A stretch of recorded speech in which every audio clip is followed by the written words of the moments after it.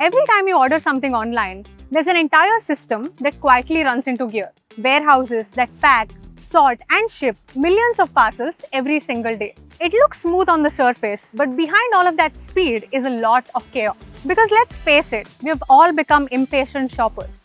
Everything has to be fast, instant and convenient. And we quite literally pick places based on how fast they can get to us. And that's changed everything for the people that move our goods. Delivery timelines are shrinking, warehouse space is limited, and finding reliable labor is tougher than ever. So the whole system is being pushed to work smarter, harder, and cheaper. So what exactly happens when that pressure becomes too much? What if instead of adding more people to the system, you completely redesign how the warehouse itself looks? Now imagine this. Hundreds of small intelligent robots working together in perfect coordination, sorting and dispatching products. That's what Unbox Robotics is trying to build here in Pune. They're not just trying to automate warehouses, but completely rethink how India's logistics backbone actually works. And I'm here to see how. Let's go.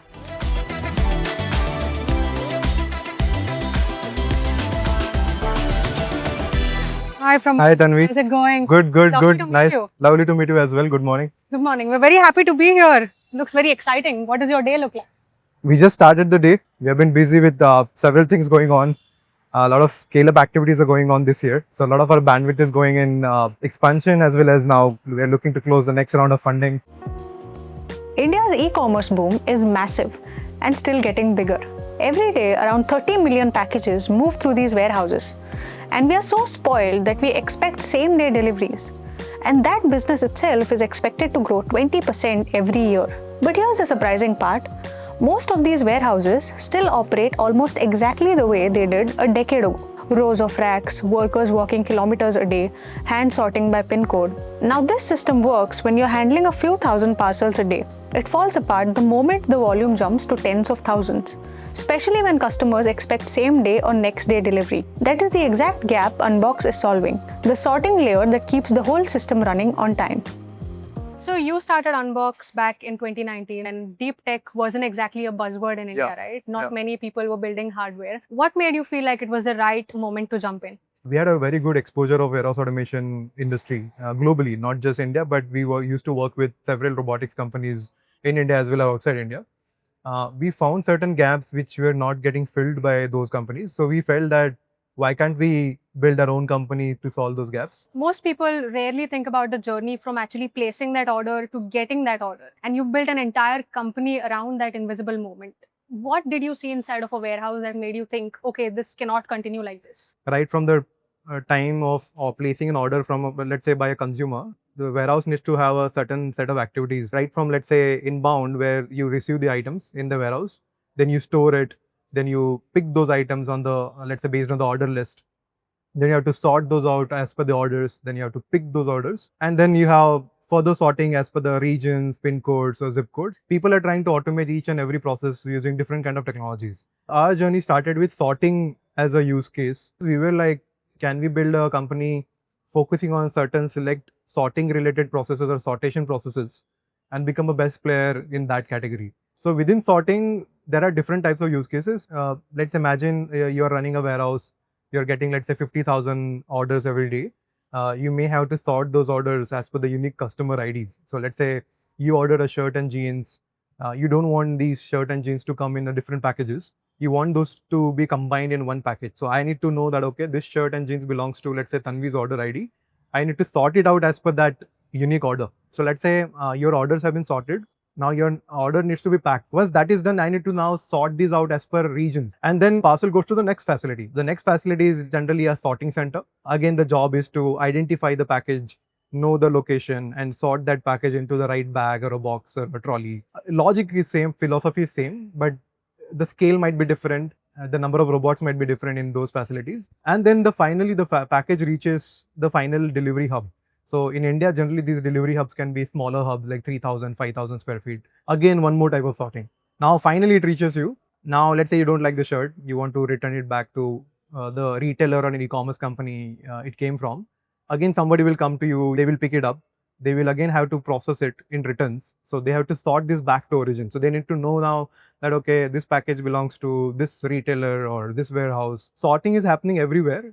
So we have gone deeper into sorting as a use case, but we are horizontal in terms of where we can deploy this. So we can deploy it in smaller, medium, large warehouses as well. Pramod describes the unglamorous side of e-commerce. Every parcel goes through multiple rounds of sorting before it reaches you. Each touch point is a human decision. Scan, pick, sort, place it in the right bin. Globally, companies have thrown conveyor belts, manual chutes, and bulky automation at this problem. But those systems are often rigid, capital heavy, and built for massive warehouses, not the mid-sized, fast-changing facilities that dominate India and many other markets. Unbox's bet is simple. Go deep into sorting as a category, build a system that can handle every kind of sorting use case, and then scale that horizontally across industries and geographies. So we are at your headquarters there. We're standing on barcodes. We see these things here. It looks something out of a science fiction or a Star Wars movie. So for somebody watching, what exactly happens when a parcel enters the system? So fundamentally, what we're trying to achieve here is use a group of robots to do sortation of thousands of packages in as little area as possible with highest possible accuracy level, which is 100%, and increase the productivity of people by 3 to 5 times. What that means is we need to start with the first process, which is scanning the barcodes. These barcodes will have a unique number that is scanned at the beginning of the system. Just when the package is loaded onto the robot, this is when the scanning happens. At that time, our system captures the data about the package. It can be a customer data, as in the customer ID or a regional ID or a store ID, depending on what kind of sorting we are doing. So once the data is captured by the system, then our system directs the group of robots to travel in as efficient manner as possible. So all those locations of those packages are mapped into those racks. The robot goes to the right location after the scanning is done. It drops the package using a conveyor on top. And then once it drops the package, we give a notification to the customer, to their system, that okay, we have sorted this package, please take that package out. Once the package is taken out, we get the confirmation from the customers. Then that bin now is reallocated to the next order or a next package. So it's a continuous process of identifying the package onto the robot and then sorting that package into the chute and then taking that package out for the next process. Now on the floor, it looks like a grid of robots quietly shuttling parcels around a maze of racks. But under the hood, it's a tightly controlled flow of data and movement. Each parcel enters the system with a unique ID. The moment it's scanned, the software decides its destination and assigns a robot to take it there. So instead of someone walking across the entire warehouse with that parcel, a robot does the trip. And the real advantage here comes from the vertical racks.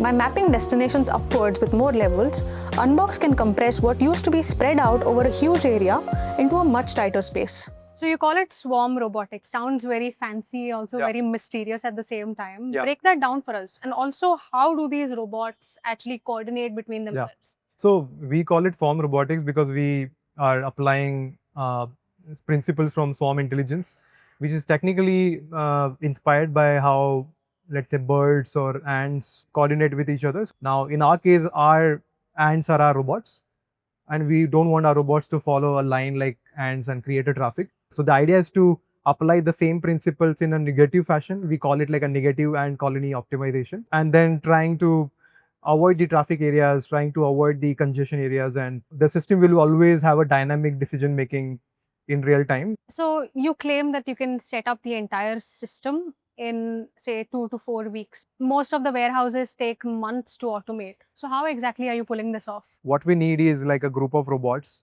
with some scanning systems, charging stations, and some modular racks to come together. Generally, we do not really need a lot of heavy infrastructural changes in the warehouses. Instead of changing the concrete and changing the floors, we can have the panels in case the flooring is damaged. In a lot of cases, the flooring is very good, so we can just deploy the robots directly. Second thing is the rigid parts in the system, let's say quick to assemble, quick to deploy subsystems have been built within the sorting system. That's why our engineers, or let's say our installation team, can go on site and set this up depending on the scale of the operation. So that saves a lot of time to go live and gives that benefit to the customer as early as possible. So Unbox's approach is closer to assembling a kit, all designed to be dropped into an existing warehouse with minimal disruption. That means a customer can go from a manual process to a fully automated sortation system in just a matter of weeks. How many parcels like this can one robot handle in an hour? Generally, it can be 60 to 100 packages every hour per robot. At a system level, it can be different. Like you can have 50 robots doing, let's say, 3,000 packages.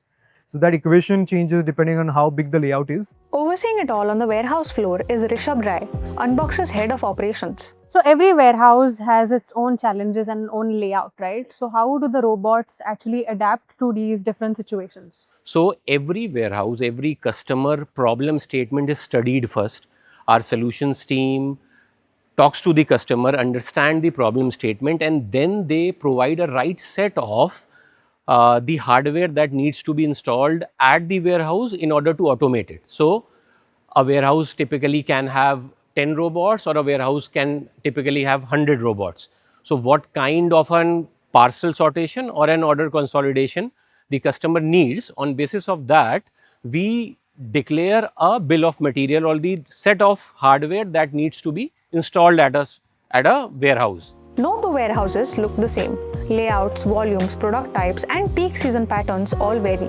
That's why Unbox doesn't sell a fixed package as such. It might mean 10 robots in a small facility or over 100 in a large hub. The core idea stays the same, but the configuration changes completely with the use case. You mentioned that there's a lot of human interference that happens when it comes to sortation, right? Do people find it intimidating working with these robots? It is a very interesting question that people often ask, whether robots will take human jobs or not. It is not a replacement, I'll say, it is a displacement, because working with robots, you need people in order to run the system as well.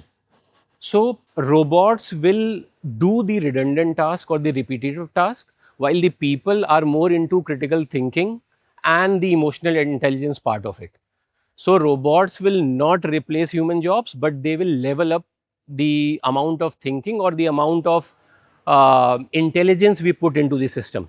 So all those, for example, you have to get a parcel from an X location to a Y location. So robot is helping to do that repetitive task. But intelligence behind the robotic system, how the system has to run, is run by people who are driving the system. And also on the second point, consider a world 10 years before, where the automation or the scale of e-commerce was not so high.